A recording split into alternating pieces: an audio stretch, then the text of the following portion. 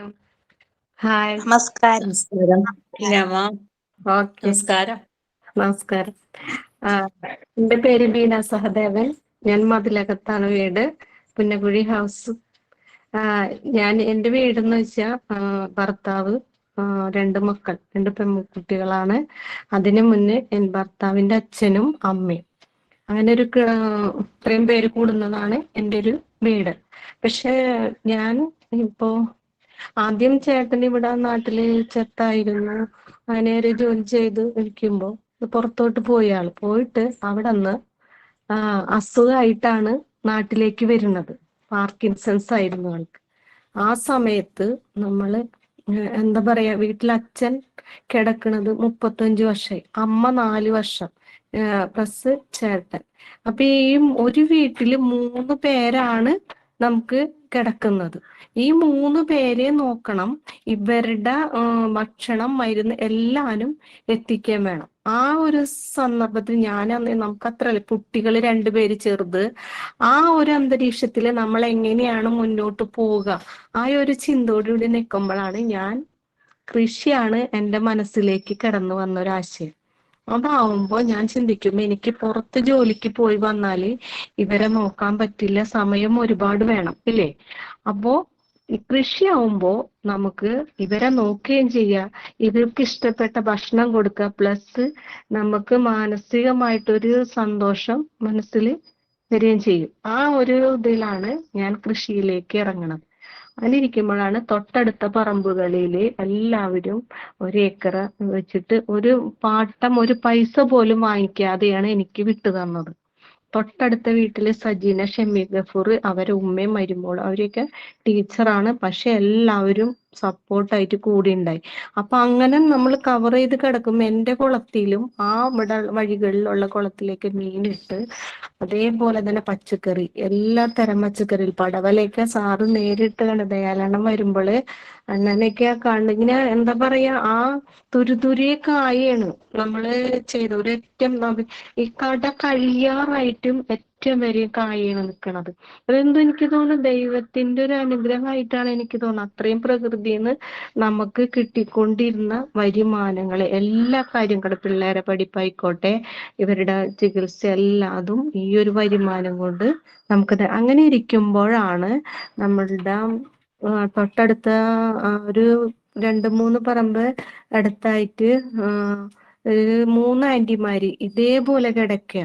അവർക്ക് സാമ്പത്തിക ശേഷിയൊക്കെ ഉണ്ട്, പക്ഷേ അവർക്ക് നേരത്തിന് ഭക്ഷണം കഴിക്കാനോ ഒന്നിനും പറ്റാത്തൊരവസ്ഥ. അപ്പൊ എന്നെ ഒന്ന് കാണാൻ വിളിക്കണവര്. അപ്പൊ ഞാൻ 2 ദിവസമായിട്ട് ഇവിടെ നിന്ന് എനിക്ക് പോകാൻ പറ്റുന്നില്ല. ഒരാഴ്ചക്ക് ശേഷം നിർബന്ധിച്ചിട്ട് ഞാനൊന്ന് പോയിട്ട് അവിടെ ചെന്ന് കണ്ട രംഗം എന്ന് പറഞ്ഞാല്, ഈ 3 പേരും ഭയങ്കര തടിയൊക്കെ ആയിട്ട് വീൽ ചെയറിലേക്ക് ഇരിക്കുക.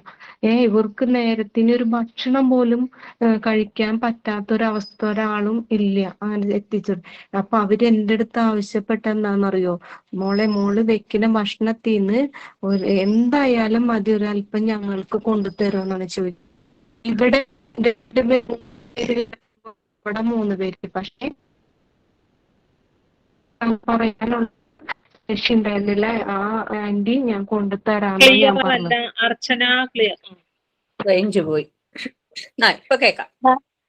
എല്ലാവർക്കും കേൾക്കുന്നുണ്ടോ? ബാക്കി എല്ലാവർക്കും ഇപ്പൊ കേൾക്കുന്നുണ്ട്. ആ പറഞ്ഞ സെന്റൻസുകൾ ഒന്നും കൂടെ റിപ്പീറ്റ് ചെയ്ത് പറയണേ.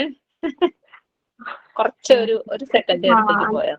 ഞാനിങ്ങനെ ചെയ്തുകൊണ്ടിരിക്കുമ്പോ തൊട്ടടുത്ത വീട്ടിലെ 3 ആന്റിമാര് എന്നെ കാണാൻ വേണ്ടി വിളിച്ചു. അവിടെ ചെന്നപ്പോഴാണ് അവര് 3 പേരും വീൽ ചെയറിൽ ഇരിക്കുകയാണ്. ഒന്നും ചെയ്യാൻ പറ്റില്ല, ഭക്ഷണം പാകം ചെയ്യാൻ പറ്റണില്ല, ഒന്നും പറ്റണില്ല. അപ്പൊ അവര് ആവശ്യപ്പെടുക, മോള് വെക്കുന്ന ഭക്ഷണത്തിന് ഒരല്പം ഞങ്ങൾക്ക് കൊണ്ടുതരുമെന്ന്. അപ്പൊ എനിക്ക് ഒന്നും പറയാൻ പറ്റില്ല. എന്താന്ന് വെച്ചാൽ ഇവിടെ 3 പേര്, അവിടെ 3 പേര്. പക്ഷെ ഞാൻ എൻ്റെ വായോട് ഞാൻ അറിയാതെ തന്നെ പറഞ്ഞു, ഞാൻ കൊണ്ടുതരാന്ന്.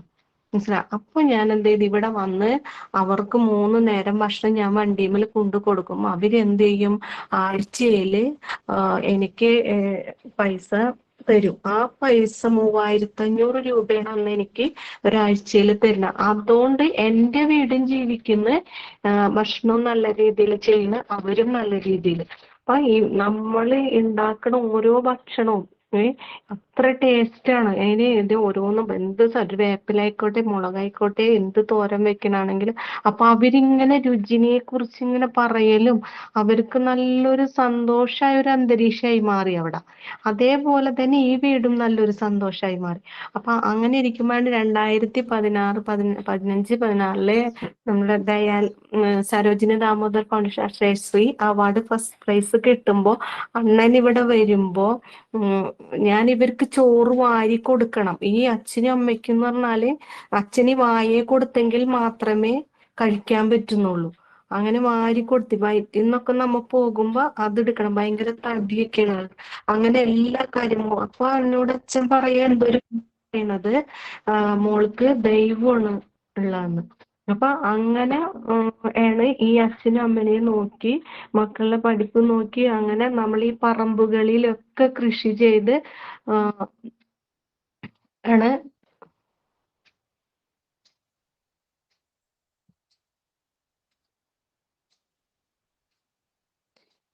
അങ്ങനെ കൃഷി ചെയ്തിട്ടാണ് ഞാൻ ഈ വീടിന് മക്കളെ നല്ല രീതിയിൽ ചികിത്സയും എല്ലാനും എത്തിച്ചുകൊണ്ടിരുന്നത്. അപ്പോ ഞാൻ പറയാം അത് കഴിഞ്ഞിട്ട് നമ്മൾ ഈ അവാർഡൊക്കെ പറയുമ്പോഴുണ്ടല്ലോ ശരിക്കും പറഞ്ഞാൽ അന്ന് ആ കോളൊക്കെ വരുമ്പോ എന്റെ കണ്ണ് നിറയാണ് നിന്നിട്ട് കാണുമ്പോൾ. എന്നുവെച്ചാ നമ്മള് ഒന്നുമില്ലാത്ത അവസ്ഥയിൽ നിന്നിട്ടാണ് നമ്മൾ ഇവിടം വരെ ഇങ്ങനെ ഇത്രയും കാര്യങ്ങൾ ഞാൻ ചെയ്യുമ്പോഴും ഓടി നടക്കുമ്പോൾ ഒരു ക്ഷീണോ തളർച്ചയോ ഒന്നും എനിക്ക് തോന്നിയിരുന്നില്ല. ഇപ്പോഴും അതെ, ഇപ്പോഴും എന്ത് കാര്യം ചെയ്യുമ്പോഴും ഞാൻ ആക്റ്റീവായിട്ടാണ് നമ്മൾ ചെയ്യുന്നത്. ഇപ്പോഴും 3 മണിക്ക് സ്റ്റാർട്ട് ചെയ്താല് വൈകുന്നേരം ഒരു 12 മണിയൊക്കെ കഴിയും എന്തായാലും ചില ദിവസങ്ങളിൽ. വെച്ചാൽ ഭക്ഷണ ഓർഡറൻസ് ഈ ഒരു ആന്റിമാർക്ക് കൊടുത്തു തുടങ്ങിയപ്പോ എല്ലാവരും ഭക്ഷണം ഓർഡർ ചോദിച്ചു തുടങ്ങി. അപ്പോഴാണ് ഞാൻ അത് കയറ്റി എടുത്ത് 2 ലക്ഷത്തിന്റെ കല്യാണ സദ്യ വരെ ഞാൻ ചെയ്തു കൊടുത്തു. പിന്നെ നമ്മൾ ഈ സ്കൂളിലെ കുട്ടികൾക്ക് മൊത്തം നമ്മള് ഒരു 12-13 സ്കൂളുണ്ട് ഈ മതിലകം തുടങ്ങി കൊടുങ്ങല്ലൂര് ഏരിയ വരെ. അപ്പൊ എല്ലാ സ്കൂളിലേക്ക് ഫുഡ് കൊടുക്കുമായിരുന്നു. അങ്ങനെ ആ ഫുഡില് ആണ് നമുക്ക് ഓരോ മാസം 1 ലക്ഷം രൂപയെ മുകളില് അക്കൗണ്ടില് ടീച്ചർമാർക്ക് ശമ്പളം പോലെ സാലറി നമുക്ക് വന്നുകൊണ്ടിരുന്നു. അപ്പൊ ഞാൻ എൻ്റെ തൊട്ടടുത്ത പാവപ്പെട്ട കുറച്ച് വീട്ടിൽ 2-3 ചേച്ചിമാരുണ്ട്. അവരിങ്ങോട്ട് വിളിച്ചിട്ട് അവരെയും കൂടി ഹെൽപ്പിന് ഇതിപ്പോ വണ്ടി വരുമ്പോഴേക്ക് ഇതെല്ലാം ടിന്നുകളിൽ ലെക്കാക്കി കയറി പോകും. അപ്പൊ എന്താ അവർക്ക് അതിനുള്ള പൈസയും കൊടുക്കും, അവരെ വീട്ടിലേക്കുള്ള ഭക്ഷണവും കൊടുക്കും. അങ്ങനെ ഒരു 3 വീട് സെപ്പറേറ്റ് ആയിട്ട് ഞാൻ നോക്കിക്കൊണ്ടിരുന്നിരുന്നു. അപ്പൊ നമുക്ക് എന്താണ് എല്ലാത്തിനും ഉപരി ഇതൊക്കെ ചെയ്യുമ്പോഴും ഈ അധ്വാനത്തിന്റെ ഒരു കഷ്ടപ്പാടും നമ്മളെ മനസ്സിലേക്ക് കയറി വരുന്നില്ല. അത്രയും നല്ലൊരു സ്റ്റേജിലേക്ക് നമുക്ക് വരാൻ പറ്റുന്നുള്ളതാണ്. ഈ കൃഷിയിൽ നിന്നിട്ടാണ് എന്ത് അംഗീകാരങ്ങൾ കിട്ടിയിട്ടുണ്ടോ, ഞാൻ എവിടം വരെ എത്തിയിട്ടുണ്ടോ, നമ്മള് ഈ കൃഷി നിന്നിട്ട് മാത്രമാണ് നമുക്ക് എത്തിപ്പെടും. ഇപ്പൊ അന്ന് ജൈവ കർഷക ഇതിന്റെ ഡൽഹിയിൽ ഗ്രേറ്റർ നോയിഡയിൽ 10 ദിവസം പ്രോഗ്രാമായിട്ട് പോയിരുന്നു. അതേപോലെ തന്നെ അവിടെ ഞാൻ ഈ അക്ഷയശ്രീ അവാർഡ് കിട്ടിയ സമയത്ത് എവിടെല്ലാം ഏതൊക്കെ ദിക്കിന്നാണ് ഓരോരുത്തരെയും ആദരിച്ചും കൊണ്ട് വിളിക്കലും പോക്കും. അതൊക്കെ നമുക്ക് എന്താ പറയാ ഏറ്റവും വലിയ ഒരു അംഗീകാരവും നിധിയായിട്ടാണ് എനിക്ക് തോന്നിയിട്ടുള്ളത്. ഇപ്പൊ ചേട്ടന് അന്ന് ചിത്തിരയിലേക്ക് ചേട്ടന് 2007 കൊണ്ടുവന്ന വെറും 5 വർഷമാണ് ഗ്യാരണ്ടി പറഞ്ഞത്. ഇപ്പൊ ചേട്ടൻ 11 വർഷം കഴിഞ്ഞ് ഇത് അത്യാവശ്യം കാര്യങ്ങളൊക്കെ ചെയ്ത് വലിയ പ്രശ്നമില്ലാണ്ട് എണീറ്റ് നടക്കുന്നുണ്ട്. അപ്പൊ ഒരു കൃഷിയിൽ നിന്നിട്ടും ഇട്ടല്ലേ നമുക്ക് അങ്ങനെ ആ ഒരു കുടുംബത്തിനെ സംരക്ഷിക്കാനും ഒന്നല്ലാത്ത കുടുംബത്തിൽ ഇപ്പൊ ഇത്രയും നല്ല രീതിയിൽ നമുക്ക് ജീവിക്കാനും മക്കളുടെ പഠിപ്പ് അന്ന് കുഞ്ഞാണ്. ഇപ്പൊ മോള് കല്യാണം കഴിച്ചു കൊടുത്ത് മോൾക്ക് കുട്ടിയായി. 2ാമത്തെ മോള് ഇപ്പൊ PG ചെയ്യും. അതിനിടയിൽ കുറച്ച് 3-4 വർഷത്തിന് ശേഷമാണ് അച്ഛനും അമ്മയും മരിച്ചത്. ഇപ്പോ ചേട്ടൻ എന്നിട്ടും ഇപ്പൊ എനിക്ക് 50 വയസ്സ് കഴിഞ്ഞു. പക്ഷെ ഇപ്പോഴും ഞാൻ പശുവിന്റെ ഫാം പ്ലസ് കൃഷി ഇപ്പൊ ടൈലറിന്റെ യൂണിറ്റ് ഇപ്പോ നമ്മളുടെ JLG കുടുംബശ്രീയുടെ ഒരു 10 പേര് കൂടിയിട്ട് ആ ടൈലറിന്റെ യൂണിറ്റ് സ്റ്റാർട്ട് ചെയ്ത് കൊടുത്തു. അപ്പൊ അങ്ങനെ പിന്നെ അതേപോലെ തന്നെ ഈ പരിസരത്ത് എത്ര ഗ്രൂപ്പുകളുണ്ട് അവരെയൊക്കെ കൂട്ടി നമ്മൾ കൃഷി ചെയ്ത് അവരൊരു പര്യാപ്തതയിലേക്ക് അവരെത്തിക്കാൻ പറ്റി. അവർക്ക് ഇപ്പൊ ഇന്ന് സ്വയം ഒരു ബിസിനസ് ചെയ്യാനോ സ്വന്തം കൃഷി ചെയ്യാനുള്ള പ്രാപ്തിയായിട്ടുണ്ട് അവർക്കൊക്കെ. ഇപ്പൊ അതുകൊണ്ട് എന്തൊരു കാര്യത്തിന് ഞാൻ മുന്നോട്ട് ഇറങ്ങിയാലും എന്റെ സപ്പോർട്ടായിട്ട് അവര് മുന്നിലുണ്ട് എന്ത് കാര്യത്തിന്.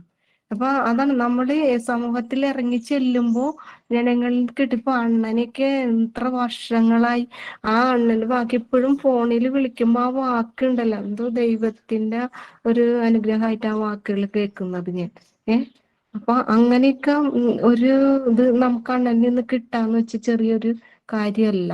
അപ്പൊ നമ്മള് ഇത്രയും സംഭവങ്ങള് ഞാൻ ഈ ഒരു വീട്ടിൽ നിന്ന് ചെയ്യാൻ പറ്റും എന്നുള്ളത് നമ്മളിത് ജീവിതം തന്നെ ഒരു ചെയ്ത് കാണിച്ചൊരു കാര്യങ്ങളാണ്. പക്ഷെ അപ്പൊ അതേപോലെ ഇത്രയൊക്കെ അല്ലെങ്കിലും എല്ലാവരും എന്തെങ്കിലുമൊക്കെ നമ്മളെ കൊണ്ട് ചെയ്യാൻ പറ്റുന്ന രീതികൾ ചെയ്യുക. നമ്മളെ മക്കളെയും ഇതിലേക്ക് പ്രാപ്തരാക്കുക. ഇപ്പൊ അവരായാലും ഇപ്പൊ അച്ചാച്ചനും അമ്മാമനെയൊക്കെ അവരും സംരക്ഷിക്കാനും നോക്കാനും എല്ലാം തയ്യാറാണ്. ഇപ്പൊ മോള് ഇപ്പൊ ഞാനില്ലെങ്കിലും മോള് എല്ലാ കാര്യങ്ങളും ഇപ്പൊ വീട്ടില് നോക്കിക്കോളും. ഭക്ഷണം എടുത്തു കൊടുക്കാനോ പാചകം ചെയ്യാനോ എല്ലാത്തിനും പ്രാപ്തരായിട്ടുണ്ട്. ഇനിയിപ്പൊ അവരെയൊക്കെ നാളെ ഒരു ഭാവി ഒരു വീട്ടിലേക്ക് കിട്ടുമ്പോൾ അവർക്ക് ഇതൊരു നമ്മ പറയണം നമ്മൾ കൊടുക്കണ സ്വർണ്ണോ ശ്രീധനോ ഒന്നുമല്ല, അത് ചെയ്യാൻ പാടില്ല. പക്ഷെ ഈ മക്കളെ നമ്മളിങ്ങനെ പ്രാപ്തരാക്കിയിട്ട് ആ സമൂഹത്തിലേക്ക് ഇറക്കണം, അതാണ് വേണ്ടത്. നമ്മളിപ്പോ ഒരു വേദി കെട്ടിക്കഴിഞ്ഞാൽ ഞാൻ നമ്മ വന്ന വഴി നമ്മളെ വീട്ടിൽ നിന്നാണ്. ഒരാളും ഒരു കുറ്റപ്പെടുത്തലില്ലാതെ സമൂഹത്തിൽ പ്രശ്നങ്ങളില്ലാണ്ട് അവരെ ലൈഫ് സന്തോഷമായി ജീവിക്കാനും ഇന്ന് മക്കള് പ്രാപ്തരായി എന്നുള്ളതാണ്. അതാണ് നമ്മളുടെ ഒരു എന്താ പറയാ, ഒരു ദിവസം ചിലപ്പോ കിടന്നുറങ്ങാൻ 3 രാത്രിയും പകലും കിടന്നുറങ്ങാൻ പറ്റാത്ത ദിവസങ്ങൾ ഉണ്ടായിട്ടുണ്ട്. ഒരു ദിവസം ഞാൻ വെറുതെ തിണ്ണയിലിരുന്നിട്ട് ബോധം കെട്ട് വീണിട്ട് ഇവര് പൈപ്പ് ഇട്ട് ഓസിട്ടടിച്ച് എണീക്കാൻ വേണ്ടിയിട്ട്. അത് 3 രാത്രി ഫുള്ള് നിന്നിട്ട് വർക്ക് ചെയ്തിട്ട് അറിയാം. അപ്പൊ അത് കഴിഞ്ഞ് ഒരു ഇത്തിരി നേരം ഉറങ്ങിക്കഴിഞ്ഞാൽ ഞാൻ ഉഷാറാവുകയാണ് ചെയ്യണത്. അപ്പൊ അങ്ങനെ നമ്മള് ഇവിടം വരെ എത്തിയത് വെച്ചാ എന്താ പറയാ, ഈ ഒരു ഇപ്പൊ അവരെയൊക്കെ ശരിക്കും ദൈവത്തിന് തുല്യം കാണാൻ പറ്റുന്ന ആൾക്കാരാ. എന്നുവെച്ചാ നമ്മളെ ഈ വേദി അപ്പൊ അന്ന് ശരിക്കും പറഞ്ഞ ഒരു കല്യാണം കഴിച്ച് കൊണ്ടുവന്ന ആ പൂമാലയൊക്കെ ഇട്ട് സാറ് ആ നാദസ്വരവും ഒക്കെ ആയിട്ട് കേറുമ്പോ ആ സ്റ്റേജിലേക്ക് കാല് വെക്കുമ്പോഴൊക്കെ ഉണ്ടല്ലോ എന്റെ തല തരിക്കുകയാണ് നിന്നിട്ട് അറിയോ. അപ്പൊ അങ്ങനെ ഒരു ഇതും നമുക്ക് സപ്പോർട്ടായിട്ട് കൂടെ അണ്ണനും എല്ലാവരും ഇല്ലേ. അപ്പോ നമ്മളെ കഴിവുകള് നമുക്ക് എന്തൊക്കെയാണ് സമൂഹത്തിലേക്ക് ചെയ്യാൻ പറ്റുന്നത് നമ്മളത് ചെയ്യാം. ഒരു മടിയും ഒന്നും നമുക്ക് വേണ്ട. നമ്മൾ കഷ്ടപ്പെടുന്നതിന് ദൈവം നമുക്ക് തന്നിരിക്കും. ആ ഒരു ചിന്തയോട് കൂടിയിട്ട് നമ്മൾ മുന്നോട്ട് പോണം. എന്താ പറയാ, എനിക്ക് കൂടുതലും പറയാനുള്ളത് നമ്മൾ ഒരു നിമിഷം ഇപ്പൊ ഇന്നൊരു 10 മിനിറ്റ് കളഞ്ഞാൽ ആ 10 മിനിറ്റ് നമുക്ക് പോയത് തന്നെയാണ്. അപ്പൊ അതുപോലും ഒന്ന് പാഴാക്കാതെ നമ്മൾ മുന്നോട്ട്. ഇപ്പൊ ഞാൻ മാള മടത്തുംപടിയിൽ 4 ഏക്കറാണ് എടുത്തിട്ടുള്ളത്. ഇങ്ങനെ ഒരു ടീം ഇങ്ങനെ ചെയ്തോളാൻ പറഞ്ഞ്. അപ്പൊ അവിടെ ഫാമും പ്ലസ് കൃഷിയും എല്ലാം കൂടെ കൂട്ടി യോജിപ്പിച്ചിട്ട് ചെയ്യാൻ വേണ്ടി നാളെ തുടങ്ങി അവിടെ പണി സ്റ്റാർട്ട് ചെയ്യണം. നാളെ തുടങ്ങി. പക്ഷെ ഇവിടെയും ഇത്രയും ചെയ്തും കൊണ്ടാണ് ഇവിടെ നിന്ന് എത്ര കിലോമീറ്റർ ഉണ്ടെന്ന് 1 മണിക്കൂർ യാത്രയുണ്ട് അങ്ങോട്ട്. എന്നിട്ട് ഞാൻ വണ്ടി എടുത്ത് അങ്ങോട്ട് പോകും. അപ്പൊ നാളെ അവിടെ പണി സ്റ്റാർട്ട് ചെയ്യണം. ഇപ്പൊ ഇപ്പോഴും നമ്മളുടെ ശരീരവും മനസ്സും ഏറ്റവും ചെറുപ്പമായിട്ട് തന്നെയാണ് വന്നുകൊണ്ടിരിക്കുന്നത്. എപ്പോഴും പ്രായം ആയെന്നോ അങ്ങനെ ഒരു ചിന്തയും മനസ്സൊന്നും എന്റെ മനസ്സിലില്ല. ഇപ്പോഴും എവിടെ ഇപ്പൊ ഈ കുട്ടി വന്നിട്ടും ചോദിച്ചിട്ട് എന്താ ചിരിച്ചും കൊണ്ടല്ലേ സംസാരിക്കണെന്നാണ് പറയുന്നത്. അപ്പോ നമ്മളെപ്പോഴും അങ്ങനെ തന്നെ ആയിട്ട് മുന്നോട്ട് പോകണം. എന്തൊരു കാര്യം ചിന്തിക്കുക, എപ്പോഴും മനസ്സിന് ചിരിക്കുക, നല്ല അപ്പൊ തന്നെ മുഖത്തൊരു പ്രസാദം ഉണ്ടാവും ഇല്ലേ. അപ്പോ എനിക്ക് എന്താ പറയാ, അണ്ണനൊക്കെ ഇങ്ങനെ ഒരു കാര്യങ്ങൾ ചെയ്ത് നമുക്ക് തരുന്നത് പുണ്യായിട്ട് കാണാം. ഞാന് അതിനുശേഷം ഇപ്പൊ എത്രയോ അവാർഡുകൾ എനിക്ക് കിട്ടി. സ്റ്റേറ്റ് അവാർഡ് 6 കിട്ടി. പക്ഷെ ഞാൻ ഇന്നും എൻ്റെ മനസ്സിൽ കൂടെ കൊണ്ട് നടക്കുക അണ്ണനെയും എല്ലാവരെയും അറിയാ. അത്രയും നമ്മൾ ആ ജൈവം ആ പ്രകൃതിയിലേക്ക് വന്നിറങ്ങി നിൽക്കണം. അത് നമ്മൾ എന്നും കാത്തു സൂക്ഷിക്കുക. നല്ലതിനായി പ്രാർത്ഥിക്കുക, നല്ല കാര്യങ്ങൾ ചെയ്യാം. സാധാരണഗതിയില് ഇപ്പം നമ്മുടെ നാട്ടിലുണ്ട് പല അമ്മമാരും കല്യാണ ശേഷം വീട്ടിൽ തന്നെ ഇരിക്കുന്ന ആൾക്കാര്. അവർക്ക് പല സ്വപ്നങ്ങളും ഉണ്ടാകാം, അത് മുടങ്ങിപ്പോയിട്ടുണ്ട്. അപ്പം ഇനി ഒന്നും ചെയ്യാനില്ല, ഇനി കുട്ടികളെ വളർത്തിയാനേ പറ്റൂ എന്ന് പറഞ്ഞ സ്വപ്നങ്ങൾ മാറ്റി വെച്ച കുറെ പേരുണ്ട്. അവരോട് എന്താ പറയാനുള്ളത് ഈ ജീവിതം കാണിച്ചു? അവരോട് ഒരിക്കലും അങ്ങനെ ചെയ്യരുത്. നമുക്ക് സ്വപ്നങ്ങൾ ഇങ്ങനെ കൂടി വന്നുകൊണ്ടേയിരിക്കും. നല്ല രീതിയിൽ മക്കള് എല്ലാം നമ്മൾക്ക് ആശ്രയം. ഇപ്പൊ ഞാൻ ഇത്രയും ചെയ്തിട്ട് എന്റെ മക്കൾ ഇനി എന്നെ നോക്കുന്നോ, അല്ലെങ്കിൽ അവരിൽ നിന്ന് ഞാനൊന്നും പ്രതീക്ഷിച്ചിട്ടല്ല ഞാൻ ചെയ്യുന്നത്. എന്റെ കടമകള് എനിക്ക് എന്റെ സമൂഹത്തിൽ എന്റെ മക്കൾക്കും എന്റെ കുടുംബത്തിനും നാടിനും വേണ്ടി എന്ത് ഞാൻ ചെയ്യാൻ പറ്റണോ, ജീവിച്ചിരിക്കുമ്പോ നമ്മൾ സമൂഹത്തിന് ചെയ്യാൻ പറ്റുന്ന കടമകൾ ചെയ്യണം. അതാണ് വേണ്ടത്. അല്ലാണ്ട് എനിക്ക് എന്നെ കൊണ്ട് നിന്നൊന്നും പറ്റൂല അന്ന് പറഞ്ഞിരിക്കല്ല. നമ്മൾക്ക് പറ്റും. ഇപ്പൊ ഇത്രയും ഒരു കാര്യല്ല, ടൈലറിങ്, കൃഷി, മീൻ വളർത്തല്, പാചകം, ഇത്രയും ഇതിനപ്പുറം ഈ വണ്ടി ഓടിച്ച് 4 മണിക്ക് എണീറ്റ് എല്ലാ ഹോട്ടലുകളിലും പാല് സെയിൽ ചെയ്യും. അപ്പോ നമ്മള് പക്ഷെ ആ രാത്രിയൊക്കെ ഒരു ഭയം എനിക്ക് തോന്നിയിട്ടില്ല ഇന്ന് വരെ. വണ്ടി എടുത്ത് അങ്ങോട്ട് ചെല്ലുമ്പോൾ ഇങ്ങനെ പോകുമ്പോഴും എല്ലാവരും പറയും എന്തെങ്കിലും സംഭവം പെട്ടെന്ന് ശ്രദ്ധിക്കണോട്ടെ എന്ന് പറയും. അപ്പോ അങ്ങനെ പറയുമ്പോ നമ്മള് എന്താ പറയാ, എല്ലാം എനിക്ക് പേടിയില്ല അങ്ങനെ പറഞ്ഞു തരും, മനസ്സിലായി. അപ്പൊ ഞാൻ പറയാ ഒരു പ്രശ്നമില്ല, ഇത്രയും എന്നെ ദൈവം കാത്തില്ലേ എന്ന് പറഞ്ഞാണ് ഞാൻ മുന്നോട്ട് പോണത്.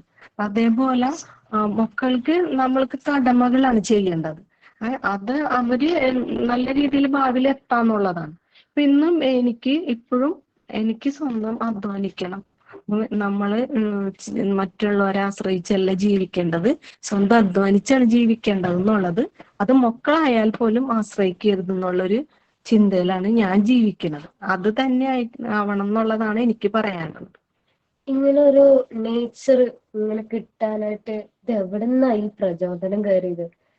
സാധാരണ ആൾക്കാര് ചിലപ്പോ തളർന്നു പോകുന്ന, അല്ലെങ്കിൽ ഇങ്ങനെ ഒരു അവസ്ഥ വരുമ്പം ആ അവസ്ഥ സ്വന്തം ജീവിതത്തിൽ വന്ന അവസ്ഥ തന്നെ പഠിക്കണ സമയത്ത് ഇങ്ങനെ ഞാൻ അങ്ങോട്ട് വന്ന സമയത്ത് റൂട്ടൊക്കെ ചോദിക്കാൻ വിളിച്ചുകൊണ്ടിരിക്കുമ്പോ ആള് ഭയങ്കര ഹാപ്പിയാണ്, വളരെ സന്തോഷം നമുക്ക് ഫീൽ ചെയ്താ പറഞ്ഞു തന്നെ. അപ്പൊ ഞാൻ കേട്ട കഥയിലെ ആളെ അല്ല ഇത്. അപ്പൊ നേച്ചർ ഓൾറെഡി അന്നും പറഞ്ഞിട്ടുണ്ടായിരുന്നു, അന്ന് വീട്ടിൽ വരുമ്പോഴാണേലും നിറഞ്ഞ പുഞ്ചിരിയോടെ സന്തോഷം തൂകിയാണ് നിൽക്കുന്നത്, ഒരല്പം പോലും സങ്കടം മുഖത്തോ മനസ്സിലോ ഒന്നും കാണാൻ കിട്ടില്ല എന്ന് പറഞ്ഞു. അങ്ങനത്തെ ഒരു അത്ഭുതം പറഞ്ഞു. അതുകൊണ്ടാണ് എടുത്തു പറയാൻ തന്നെ കാരണം എന്ന് പറഞ്ഞു. സാറ് തന്നെ ആരാധിക്കുന്ന അല്ലെങ്കിൽ അത്ര അധികം അംഗീകാരം കൊടുക്കുന്ന ഒരു വ്യക്തിത്വമാണ്. അപ്പൊ എവിടുന്ന് ഈ പ്രചോദനം, ഇങ്ങനെ ചെയ്യണം, ഇങ്ങനെയാണ് പറ്റണേന്നുള്ളൊരു, ഇങ്ങനെയും പറ്റുമെന്ന് കാണിക്കാൻ എവിടുന്ന കിട്ടിയേ? എനിക്ക് എന്താ പറയല, ചേർന്ന വയ്യാണ്ട് വന്ന സമയത്ത് ഞാന് ഇങ്ങനെ പകച്ചൊന്നുമില്ല, നിക്കുമ്പോള് എന്റെ മുന്നിൽ ഇങ്ങനെ കണ്ണിലിങ്ങനെ പ്രകാശം തെളിയാണ്. നമുക്ക് ഭൂമിയിലേക്ക് ഇറങ്ങാം എന്നുള്ളൊരു ഇതാണ് വന്നത്. പിന്നെ വീട്ടിൽ നിന്നുള്ള സപ്പോർട്ട് എല്ലാം കൂടി, സമൂഹത്തിൽ നിന്നിട്ടും കിട്ടിയ സപ്പോർട്ട് ആ സമയത്ത് ചെറിയൊരു ശക്തി പോലെ എന്റെ ശരീരത്തിൽ, എനിക്കറിയില്ല, നല്ലൊരു എനർജി, നല്ലൊരു ശക്തി പോലെയാണ് ഞാൻ നിന്നിരുന്നത്. എന്ത് ചെയ്യാനും എവിടെ ആക്റ്റീവായിട്ട് നിൽക്കാനും. ഞാൻ പറഞ്ഞില്ലേ, നമ്മൾ എന്തോരം കൈക്കോട്ടെടുത്ത് ഫുള്ള് പാടും പറമ്പും കിളച്ച് മെതിച്ച് പെരയിലേക്ക് വന്നാൽ എനിക്കൊരു ക്ഷീണോ തളർച്ചില്ല, എന്തൊരു ശക്തി പോലെയാണ് എനിക്ക് ഫീൽ ചെയ്തിട്ടുള്ളത് അതൊക്കെ. അപ്പോ ഞാൻ എല്ലാവരുടെ കേക്കൊക്കെ ആ പാടൊക്കെ കളച്ച് ഇതൊക്കെ വീണ് വിശ്രമിക്കുക, ഒന്ന് ഇത്തിരി നേരം ഇരിക്കി. ഇവിടെ ചേട്ടനൊക്കെ കാണുമ്പോ ഭയങ്കര വിഷമം പറയും, പക്ഷെ ഞാൻ ഇരിക്കില്ല, എനിക്ക് അങ്ങനെ ഒരു വിഷമില്ല. എന്നാലും നേരാ പുലരുമ്പോഴേക്കും ഞാൻ പറമ്പിലേക്ക് പോയിരിക്കും കൈക്കോട്ടെടുത്ത്. ഈ കൃഷിയൊക്കെ ചെയ്യാനായിട്ട് ആരൊക്കെയാ കൂടെ ഉള്ളത്? കൂടെ ഒറ്റയ്ക്കാണ് ഞാൻ തുടങ്ങിയത്. എല്ലാ പറമ്പുകളിലും ഒറ്റയ്ക്ക് നിന്നാ ചെയ്ത. ഇപ്പോഴ് മറ്റേ JLG ഗ്രൂപ്പിനെയൊക്കെ ഫോം ചെയ്തെടുത്ത് അതിന്റെ ജെ നമ്മളെ കുടുംബശ്രീയുടെ സെക്രട്ടറിയാണ്, JLGയുടെ സെക്രട്ടറിയാണ്. അപ്പൊ അങ്ങനെയൊക്കെ പ്രവർത്തിച്ച് വന്നിട്ട് അവരെ കൃഷിയിലേക്ക് കൊണ്ടുവരികയും അവർക്കൊരു നല്ലൊരു പക്വത വന്നതിന് ശേഷമാണ് അവര് ഇങ്ങനെ നമുക്ക് ഓരോ കാര്യങ്ങൾ ചെയ്യണം എന്നുള്ളൊരു മൈൻഡിൽ വന്നപ്പോഴാണ് പാചകത്തില് അവരെ കൂട്ടിക്കൊണ്ടുവരികയും അവർക്ക് വരുമാനം ഉണ്ടാക്കി കൊടുക്കുകയും പിന്നെ ഇപ്പൊ അവര് സ്വയം ചെയ്യാനുള്ള പ്രാപ്തരാക്കുകയും ചെയ്തിട്ടുണ്ട്. അപ്പൊ അതൊക്കെ നമ്മൾ ചെയ്തു കൊടുക്കുമ്പോൾ നമ്മളുടെ മനസ്സിന് നല്ല തൃപ്തിയാണ്, നമ്മളെ സന്തോഷം ഇങ്ങനെ വരികയാണ് നമുക്ക്. ഇപ്പൊ ഒരാള് നമ്മളെ കൂട്ടുകെട്ട് നമുക്കിപ്പോ ഇതേ ഈ 4 ഏക്കർ പറമ്പിൽ ചെയ്യാന്ന് പറഞ്ഞപ്പോ അവര് ആദ്യം പറഞ്ഞത് ബീന വരുന്നതാണ് ഞങ്ങൾക്ക് ഏറ്റവും സന്തോഷം. ഞങ്ങള് എന്തിനും തയ്യാറാന്ന് പറയണ ഈ അടുത്തുള്ള ചേട്ടന്മാരും ചേച്ചിമാരും പറയണത് ബീന ഒന്ന് വന്നാ മതി എന്നാണ് പറയണത്.